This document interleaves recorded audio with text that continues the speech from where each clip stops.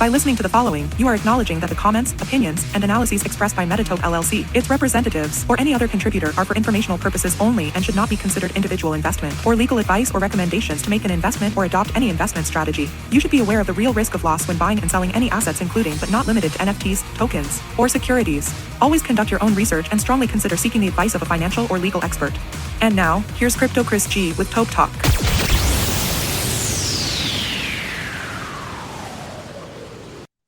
Welcome to TopeTalk. We are at episode, oh my gosh, what are we at right now? We are at episode 65. Let me add that up here, TopeTalk.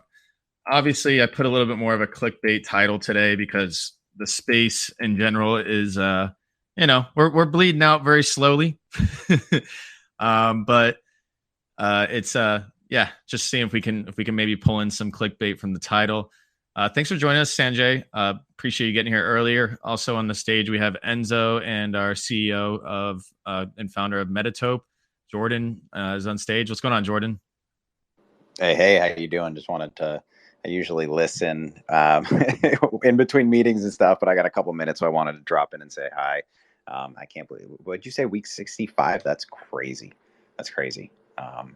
So we're still here grinding and excited to hear the show today.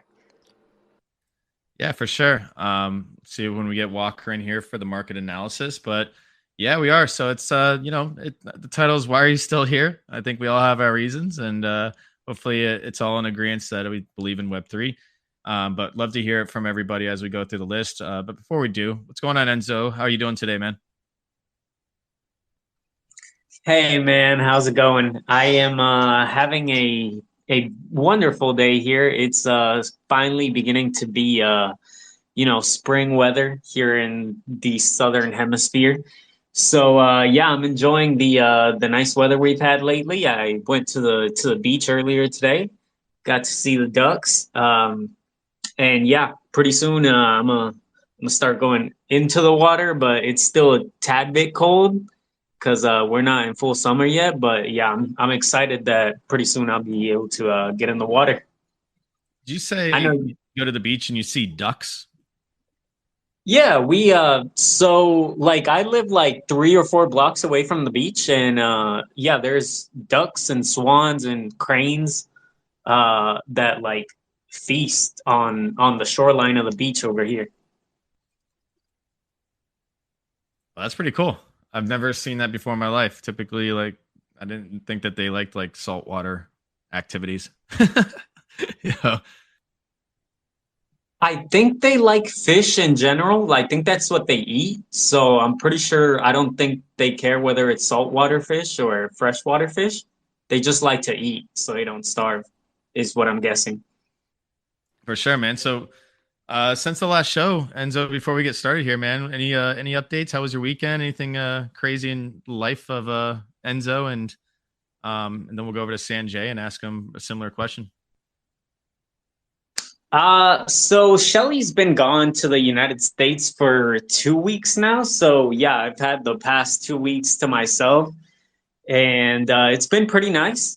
For the most part, I still do everything I did exactly the same. Just I don't have, Shelly to like do stuff with. But for the most part, I still do the exact same things. Today marks 2 months that I've been in Andrew Tate's university.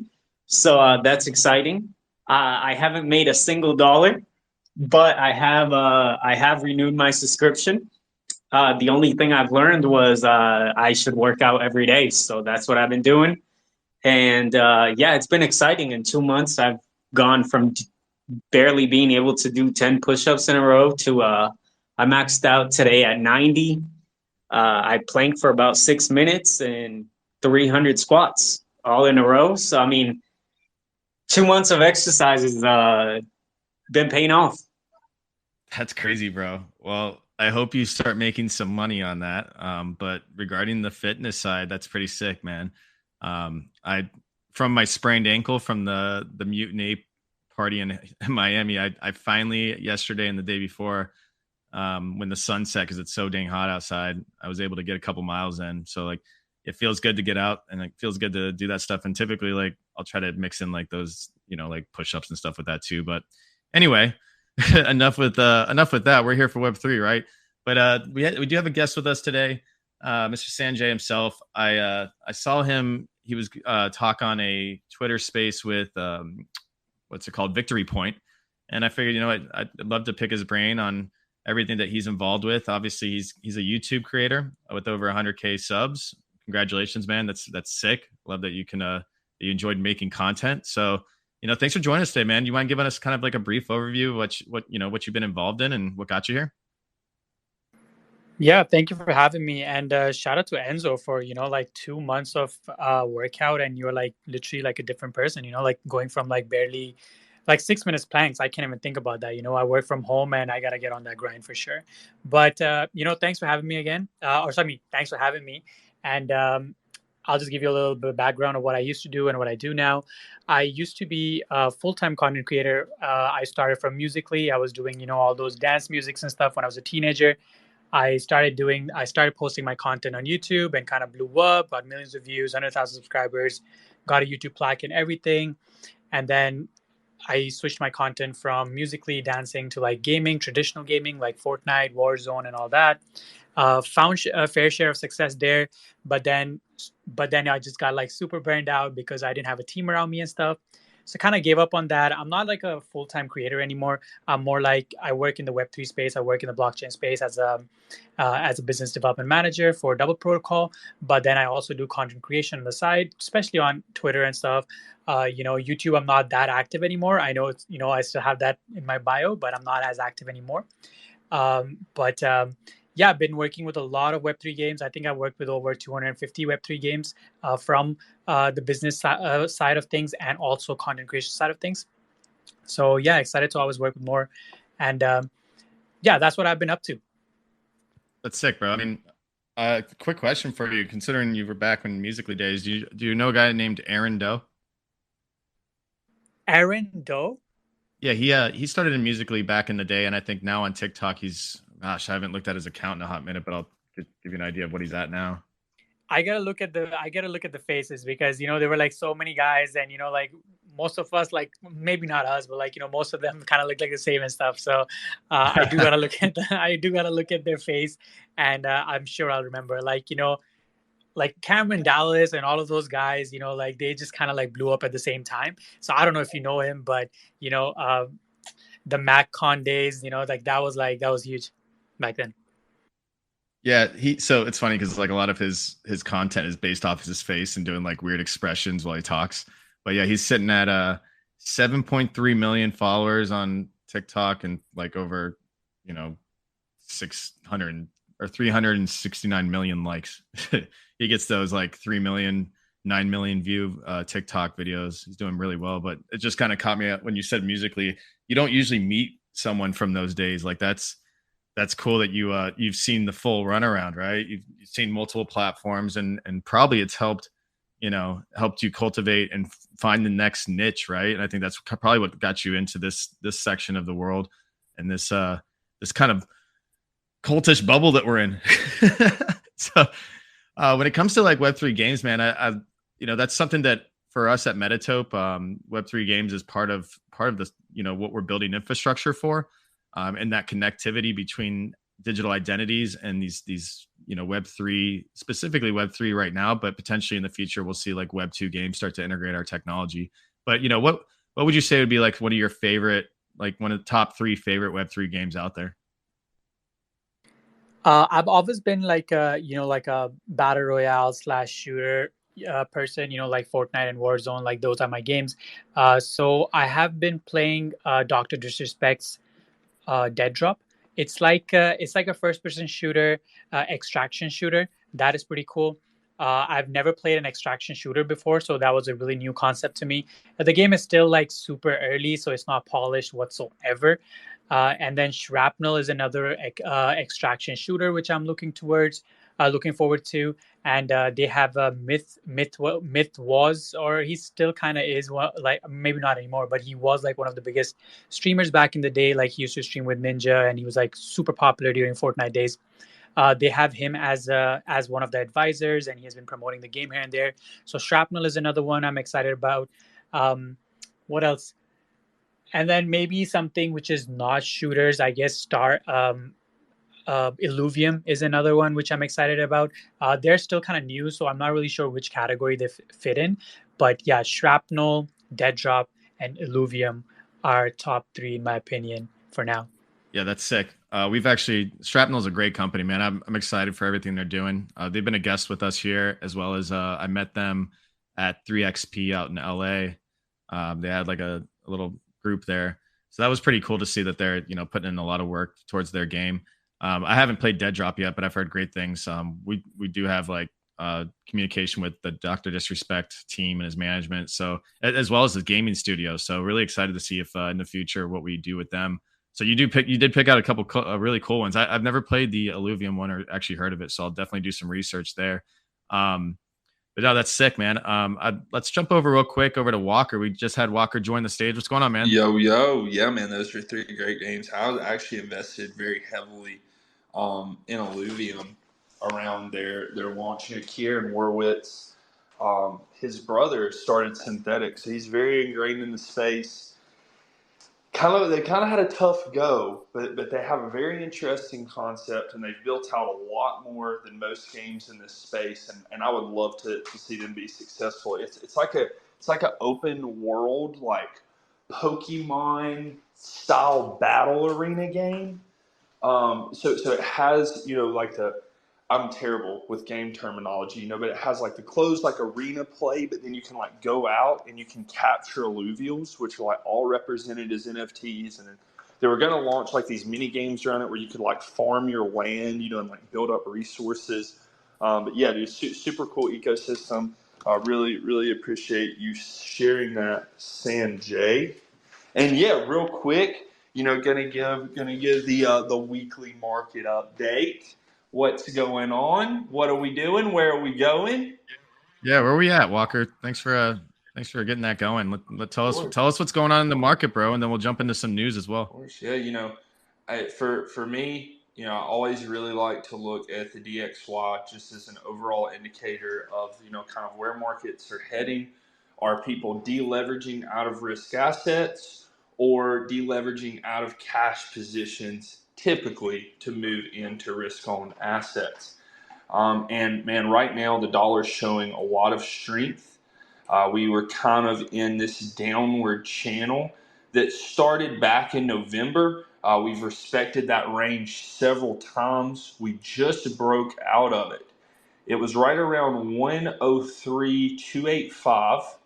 And we busted through it with some volume. So, looking probably for a retest here. I'm all the way out on the monthly chart. If we drop down to the daily, we can see we did get a test and a confirmation all on the daily, all the way back on August 29th. And it's looking good here. We kind of made a bull flag above another trend line that goes back years. So seeing us break back above that was very bullish for the dollar, and really expecting more upside here.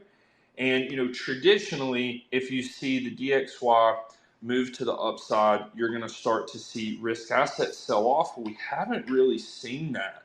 If we go over and kind of look at the structure that we are getting on the S&P 500, ticker SPX, we're pushing up here, but man, it kind of looks like a danger zone. Although the RSI, the MACD, everything's looking bullish. We did make a higher low here on the 12th.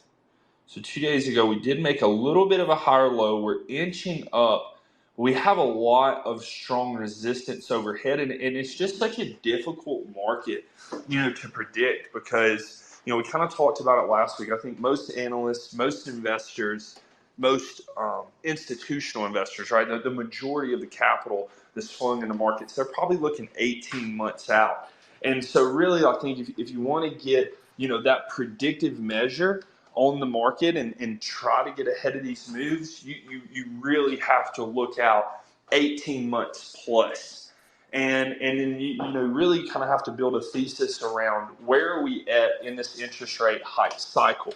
What is the Federal Reserve going to do? How are they going to kind of taper expectations while they roll out, the pause of rate hikes or even potentially the top. And once we get there, very, very likely that you're going to see capital become, much more fluid, see a lot of liquidity start to flow into traditional and non-traditional markets.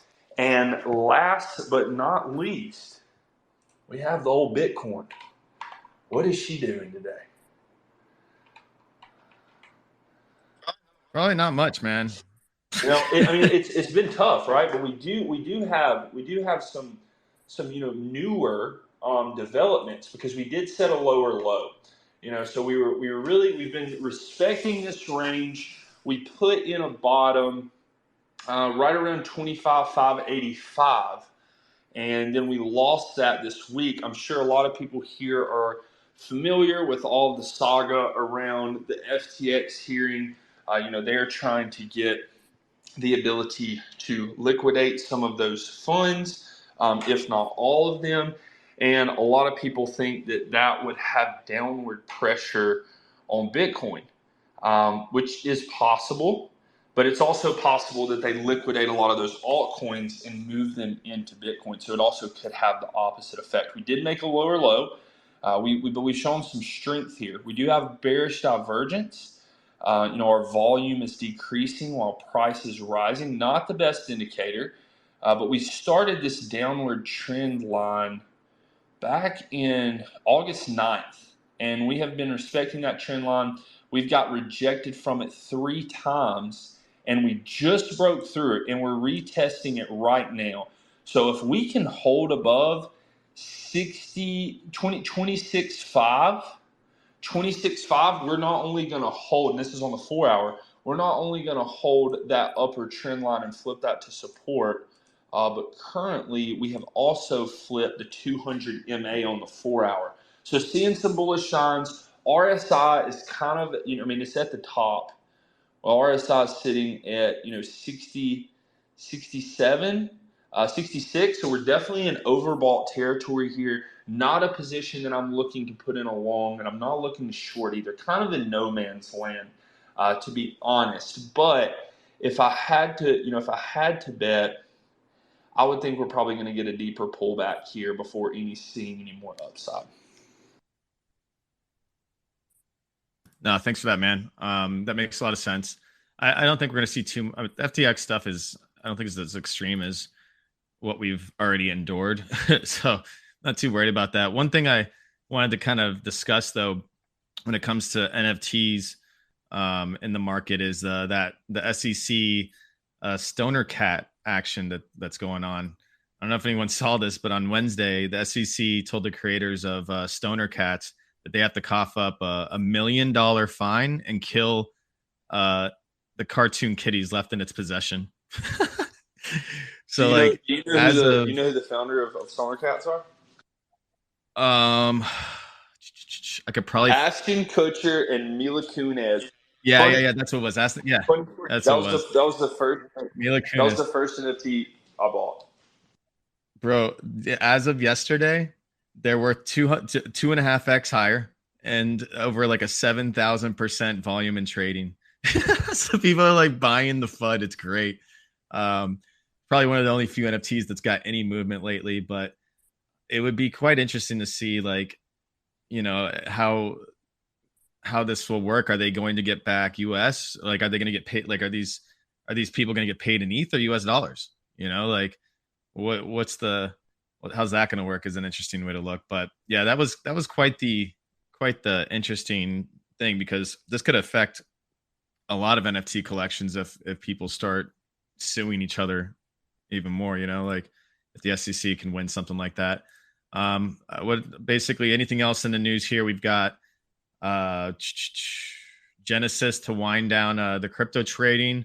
Looks like they are going to halt spot and derivative trading through their British Virgin Islands unit. I don't even know what the hell that means, but I guess like they're just not going to be doing spot trading on Genesis anymore. Whoop-de-doo. Coinbase CEO champions DeFi, calls for court action to set legal precedent. So this, I guess, looks like Brian Armstrong is fighting against DeFi protocols. He wants more enforcement actions, and I'm kind of bearish on that because obviously I think a lot of us enjoy the DeFi space. So having Coinbase come at it is a little bit annoying. I don't know if anybody sees a benefit out of that, but yeah, I think Coinbase wants more of the market share and is trying to solidify themselves as a top dog in the space for when it comes to like anything to do with shit coins or meme coins or something outside of these layer ones and twos. But yeah, that's pretty much it's obviously a quiet week in the space. It's a quiet week in the market. So it's not too much to go over this week. But yeah, I think while we're all together here, man, I'd love to kind of pick the brand of Sanjay. We do have him as a guest here, and I'd love to see, if you guys have any specific questions. Otherwise, tell us about what you're doing on the side of Double Protocol. I saw that your partnerships over there, right? Before And I was looking at this. So like I was really interested in this the rental part of NFTs. So if you don't mind kind of giving us a little bit of scoop on that. Before Sanjay Hawk, so I just wanted to add in, also on September 11th, PayPal unveiled their on and off ramps for Web3 payments, providing users in the United States the seamless method to convert their cryptocurrencies such as BTC, Ethereum, into US dollars directly within their PayPal wallet. So yeah, and that actually brought up a good point too. Do you see that MetaMask is also integrating so you can hold your Bitcoin in MetaMask? That kind of like defeats the purpose of Xverse and a lot of these other Bitcoin specific outside of ordinals, right? So now, like, dude, imagine when you have Bitcoin chilling on your MetaMask account. I think that's bullish. Yeah, back to you, Sanjay. Tell us a little bit about Double Protocol, man. I mean, I've looked into the rental side. I don't quite understand it completely, and maybe you can shed some light on that because I get the idea of it, but is it? I mean, you probably know better than me on this. Yeah, no, I was just like, listening all the market news and everything. I do want to say that it might be like slow or quiet in the West, around this time or this week at least. But if you look around towards the East, which is like Singapore and Southeast Asia, during Token 2049 is happening right now, and it has been crazy. Like, like we hosted a full day event on Sunday, and then we hosted 3 dinners, like private dinners, invite only founders. And then tomorrow we are hosting a hiking event to end the week. And there is no bear there. Like, like people are building, the power is full force, everybody's excited, everybody's building. So even though the price action might not reflect, how the builders are doing, but in general, I think the market sentiment or like the builder sentiment is still very bullish. And I'm not there myself, but all of our team is there, and they're giving me updates basically every few hours. And like I don't know if you guys heard about Ton Foundation, but Telegram just launched their Ton Foundation, which is like their Ton chain. And Telegram, as we know, they have about like 800 million users. And now you can basically just trade crypto, which is the Ton crypto or USDT, through Telegram without even needing any wallet or any chain or anything whatsoever, just by using your bank cards. So that's another big company, big Web2 company jumping into the space. So I think the builders are still building regardless of the price action of like Ethereum and Bitcoin and whatnot. And eventually, once the retail sees this, they will catch up, and the price is just going to boom. And that's what I think, right? But I mean, I'm sure we'll have some pullback and all that. I'm not a big market charts guy, but just my opinion.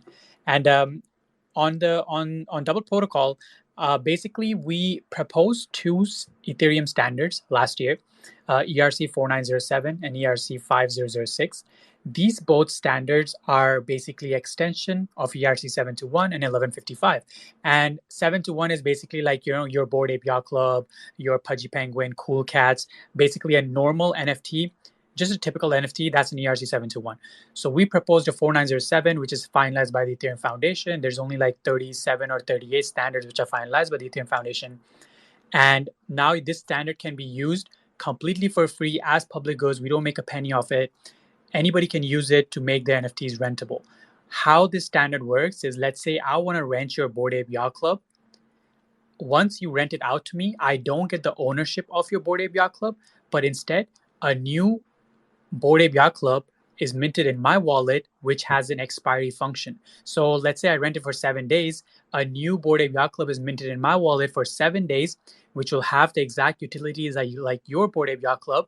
I'll be able to use it. I'll be able to take advantage of it for 7 days. And after 7 days, I will automatically This space was downloaded via spacesdown.com. Visit to download your spaces today. lose access to it, and that newly minted NFT will automatically burn. So that is the concept which we brought using our Ethereum standard. And that's what we're kind of like pushing.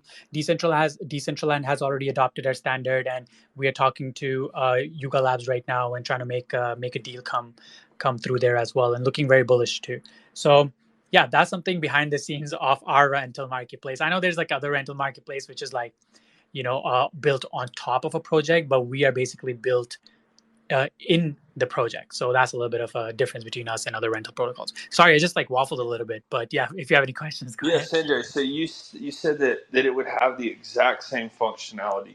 So just as an example, let's say that you've got a Bored Ape.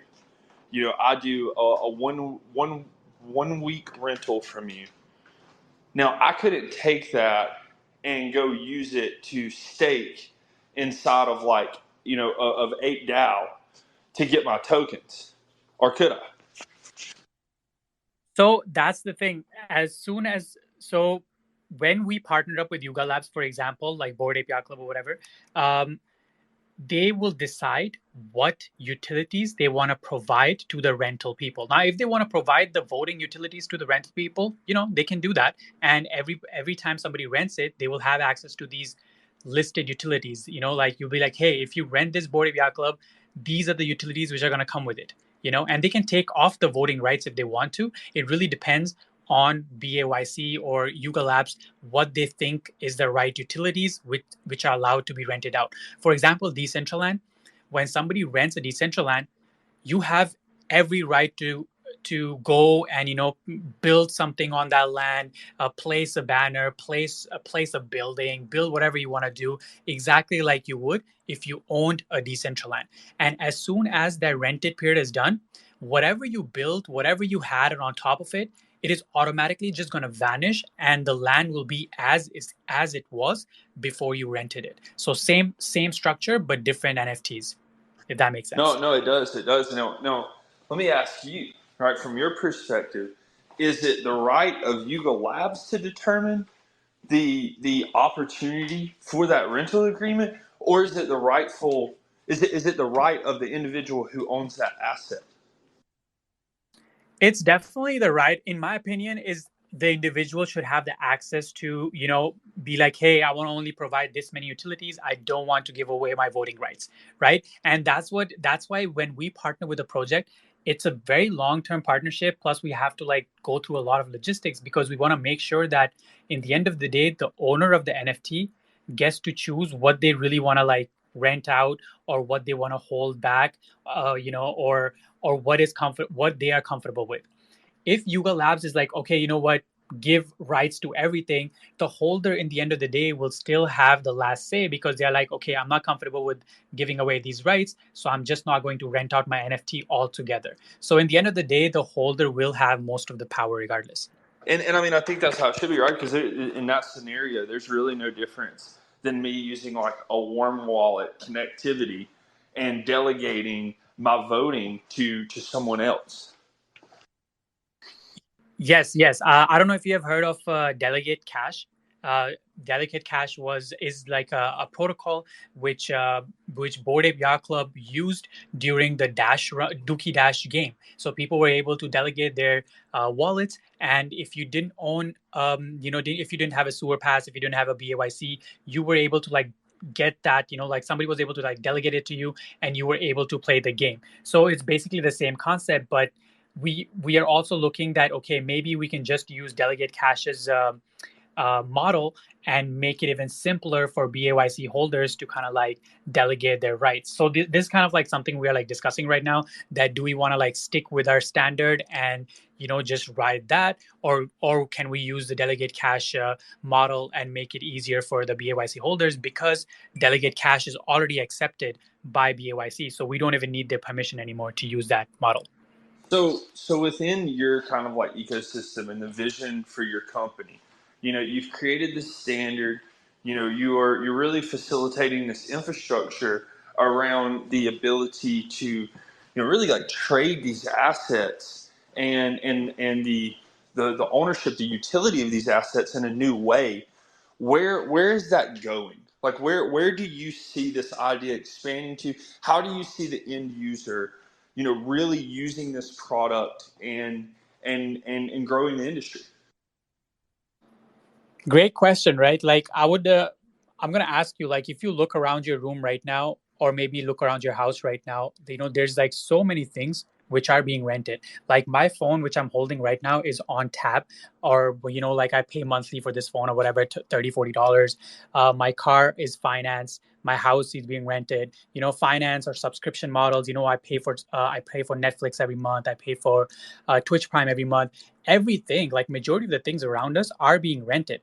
And if we believe that the future is digital, which we kind of have to believe, because we are in this space, like virtual reality, augmented reality, Apple's like the glasses, and everything is just turning to digital these days. NFTs itself is digital only, right? So if we believe in this concept that, okay, in the future a lot of things are going to become digital, then we have to consider the fact that a lot of these things people would want to rent it out. Maybe they don't want to buy it. Maybe they want to rent it out. Like imagine you are wearing these like Apple glasses or whatever. I forgot what they're called, but the Apple Vision Pros, and you have your virtual house or something, and friends come to that virtual house to hang out with you. Let's say they're living in a different country or something, and now you want to put a cool painting on the wall, and that painting could be an NFT or could be a digital asset. Now, maybe you don't want to own that painting. Maybe you just want to rent it for some time. That's like the long-term vision, in my opinion. Like long-term vision is definitely that, okay, we are moving to digital assets, everything going to be virtual. And when everything becomes virtual, not everybody's going to be able to buy everything. Like I can't buy BAYC. I would love to rent it out for sometimes, BAYC have games, other side, Dookie Dash. I would love to rent it out if there was a simpler process or method, right? That's one thing, like in the long term, that's what we hope and we are like envisioning. And people who own these expensive NFTs or these expensive assets, I think this provides them more liquidity, right? Like holding a BAYC is great, but like a lot of times you go for months without really utilizing it in any way or form. Imagine you could just rent it out for a month, make quick buck, 100, 300, $400 for that month, and then get your NFT back after the month. So I think that's what we really want to like unfreeze the liquidity of utility NFTs. That is our slogan as well. Yeah, that's pretty wild. I mean, I can also see like one of the utilities being these events that they do, man. I mean, imagine if you're like in Miami, you don't have a Bored Ape, and you want to go to the Ape Fest in 2024, or what they did with the Mutant Party this year. Being able to like when they, obviously as time goes on and there's more strength in the market, it's not going to be as easy to like just delegate an asset to like a friend, or they're going to get more strict like that. But if you're able to like actually get a Bored Ape asset to actually signify that you're renting it and give you access to something like that, could really provide like that could be another way to another angle to get into these things.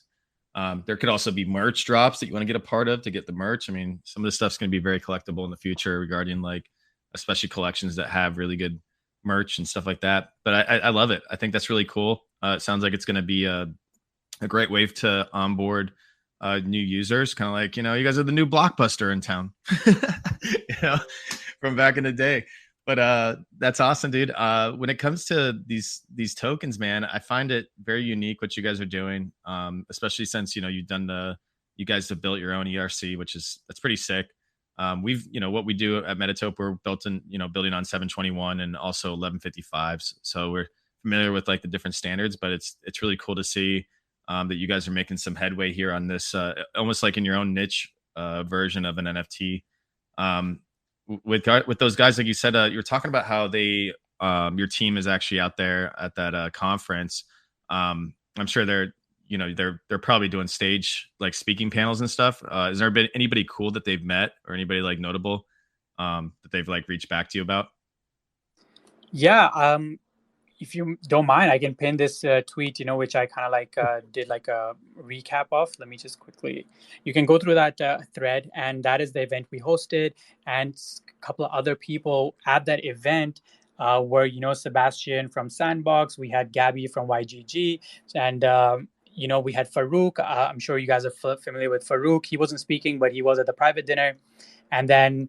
And we have a bunch of people like, we have Sankit from Polygon. So they Singapore is crazy. That's what I mean. Like when I say, like if you go through your Twitter feed, the number of times I've seen token 2049 versus the number of time I've seen permissionless is, it's a huge difference. And permissionless obviously is in US, and then token 2049 is in the West. And, everybody's there. Vitalik is there. Yat is there. There's no shortage of like influential people, and our team has basically met everybody, had conversations with everybody. They're all going to the same party, right? All these people are just going to the same parties. It's like about 300 parties or something. So it's crazy. Like I don't even know like which person to like pick out, but I think Casey, the founder of Memeland slash 9gag, he's pretty influential in Hong Kong, and he's pretty influential in the West as well. So that he was pretty cool. I'm really well connected with him as well, and a really interesting guy, really bullish on the Eastern space. So yeah, Casey is a cool one to add. How did you get shafted out of the trip? I have some visa issues. So I live in Canada, right? And but my passport is African because I was born and raised in Libya, and Libya is like a war zone country. So every time I have to apply for a visa to a different country, it is always very difficult. And Singapore is like one of the safest countries in the world, so they are super strict with visas. So I waited till the last day, but I couldn't get it. So I mean, hopefully next time, they really wanted me there. I connected the team with a lot of people, Collabland founders, Animoca CTO, Mochaverse founders, and all that. But I just couldn't make it, unfortunately. It's all good. I was more of a joke, but no, that sucks that you have to deal with those visa issues, man. I'm sorry to hear that. I know like a bunch of my friends that come in from Canada go back and forth with multiple residents. It's a headache. So I hope that they it gets a little easier on you in the future here. Maybe blockchain will help. Like that would be pretty nice. But that's cool, dude. No, that's awesome that they met Memeland and stuff. It's a company that I've been working on getting connections with as myself. I typically go to like a lot of the shows and stuff, so I understand the grind and how much you have to like, always be aware of who's around, and you never know that conversation you might run into that could be a game changer for the company, right? So that's cool that they're having a chance to really solidify, the company Double Protocol into, a position with these people. And the more touches, obviously, the better they're going to remember, and people are going to find a value in when you keep showing up. So really excited to see the future. I guess to kind of give you a little bit about Metatope, so you can have an idea of what we do. Did you have a chance to look at any of the videos or anything regarding our company? I unfortunately did not yet, but we'd love to hear more about it for sure. Oh, 100%, dude. So basically, we've created an awesome software. So, we're a tech company first, building on blockchain and Web3, but we're building out markerless motion capture, and we're doing it from mobile phones. So we'll have Android and iOS applications, and you'll be able to, without having to wear like a Roku suit or whatever, with all the the markers and stuff, you'll be able to create content as a content creator in any digital avatar that we build out. So whether it's our collection or a Bored Ape or a DGod, like whatever the case is, if it's one of our partner collections and you own one of their assets or more, or you have one of our NFTs when we do launch our collection, you'll be able to access all the token gated traits for your avatar. And then on top of that, as we create our brand deals and stuff, let's say we partner with like Adidas or like a Skechers or something, those assets will be interoperable through the 1155.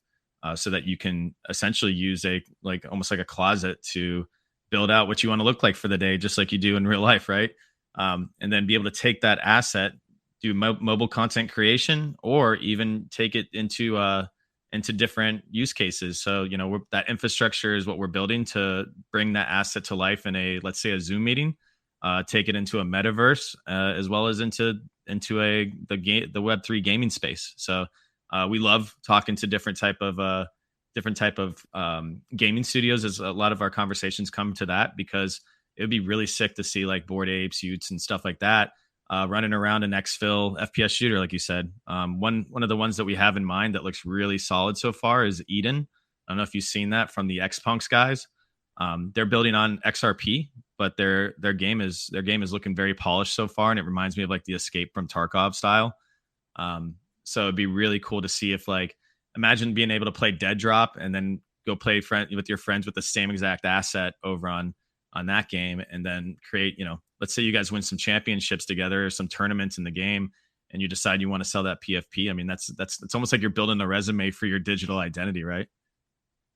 So that's kind of like a quick rundown. I mean, we're about we're over 2 years in of technology building so far. And coming in, I think this Q4 for the industry, hopefully we'll see some people that are bored and want to come back into space, and hopefully if volume picks up and stuff and we create enough disruption, it'd be interesting to see how the end of this year runs for our company. And yeah, that's kind of like the gist. We've done a couple booths at some of those shows. Like we did one in NFT Expoverse out in LA, where we actually had the mobile capture tech on phones where people could actually go and check out the alpha version of it. So that was really cool for people, to get to see the excitement that lights up in people's faces when you turn them into completely something else, like a robot. Like it was like, whoa, that's me. And then they're like, oh, that's cool. So like, being able to undock somebody, so somebody who might be camera shy, they're gonna have a way to do, go behind an avatar and eliminate that shyness, as well as people that are undoxed. They're gonna, instead of using just a face filter, which is I think face filters was a great step in the right direction. We're going full body, so someone's gonna essentially be able to walk around their own living room if they want, or even outside, and essentially be streamed into, let's say, a conference or a next NFT NYC, and be able to have that security of the blockchain and our technology behind it to provide them an experience that will never be seen before. So I think what was really one of the coolest visions I have is seeing this technology at play, like at one of these major conferences in the future with like, I think that's going to be so cool to see somebody using it with like thousands of people in the room watching, that undoxed person, whether it's like Punk 6529 or whoever the case it might be, whoever's influential or whatever. But yeah, that's we want to create those kind of like pave those roads between all these different use cases, because it's fun that if you have your own metaverse, but it would be more fun if you could go to another metaverse with the same asset. Does that all make sense? Yes, like the last sentence, like you just said, like it's all about interprobability. I can never pronounce that word, but like that's what it's all about, right? Like having one asset which you can just take it to any metaverse or any game or any platform, essentially. Like I know there's like so many projects building so many things, but at the end of the day, we do need an industry favorite, and that industry favorite should be allowed anywhere in the industry. Like, for example, if you look at Fortnite, like you can buy one character, but then you can use that character in any UEFN experiences. And there are thousands of UEFN experiences, right? Just like that. I mean, Fortnite is an industry favorite. So just like that, once let's just say Sandbox ends up becoming the industry favorite, then we will need like Sandbox assets to be kind of like just roam around the space freely and be acceptable in other blue chip / top tier projects, and and potentially vice versa, right? Like we should be able to allow DGOD's assets in Sandbox as well, and BAYC assets in Sandbox, and whatever DGOD's assets in other side, like that is the dream eventually, I think.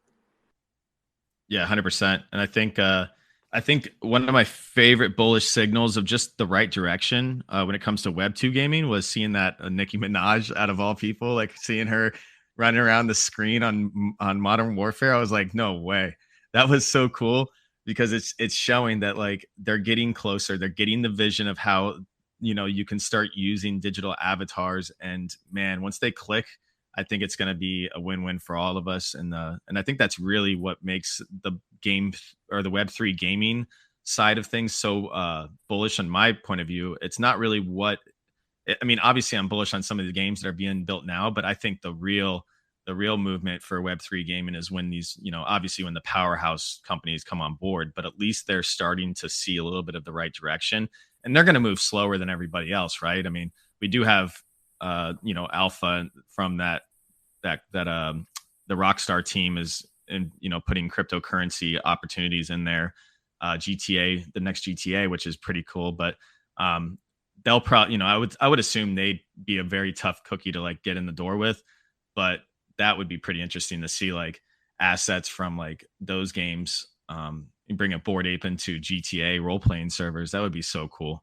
Like that would be fun. But I think that those are going to be the next steps, and then that's when I think that the average gamer doesn't see NFTs as that barrier or whatever, this bad sentiment that they have currently about the NFT space, and maybe in the future they're not even called NFTs. Maybe that just kind of morphs into the underlying technology, and we just call them digital collectibles or avatars. It's going to be an interesting ride for this next year. But if you could say, before we start to get this thing shut down, what would be your prediction of like the next? I guess I got two questions. When is your prediction of the next like real bull cycle coming for NFTs? And what do you see the next year of the space being like? Where would you want to see it?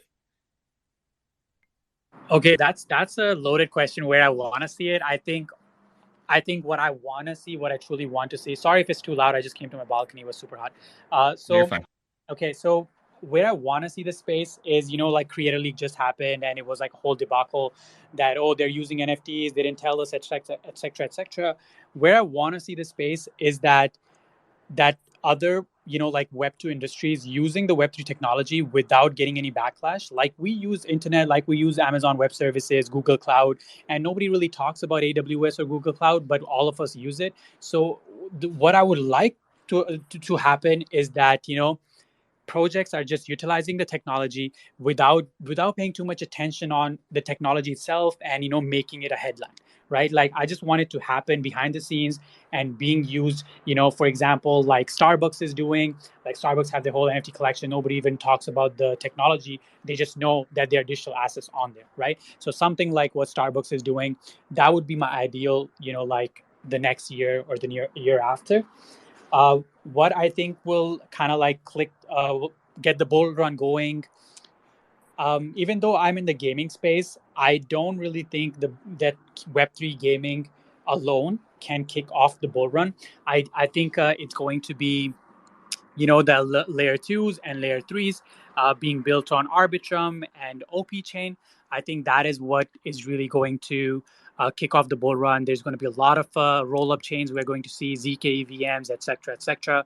And right now we haven't adopted the technology. So there's a lot of gamblers out here. There's a lot of people who want to speculate. And I think we just need a new shining kind of star to speculate on, right? We had DeFi, we had NFTs, we had play to earn, and in my opinion, the next one would be these roll-up chains. And then maybe the next bull run will be more like technology bases and actual adoption. But yeah, that's just a wild guess, though. Oh, that's a great take. I do agree that there's some you put out some really good decent points there, and I think yeah, that next like what is it going to be, man? What's going to be that next like catalyst, right? Like what's the next to earn? It's gonna be cool to see who comes out there. And you're right, like these roll ups and stuff do provide some awesome technology. I'm really excited to see ZK Sync like whenever they do launch a coin. That'll be I'm hoping by the end of the year from them. That would be pretty sick to see that start rolling out. I think that's going to be a top 10 play for the next cycle, if not top 5, man. That could be something special. But there's definitely a bunch of sleepers coming out, though. I know my buddy Coco was telling me about what is it, Mantra? I think that's what it was. Yeah, there's some ballers coming out with that have some really good use, and yeah, it's going to be interesting to see how they position themselves and break into the market. So yeah, awesome, man. Well, dude, I appreciate your time today coming through.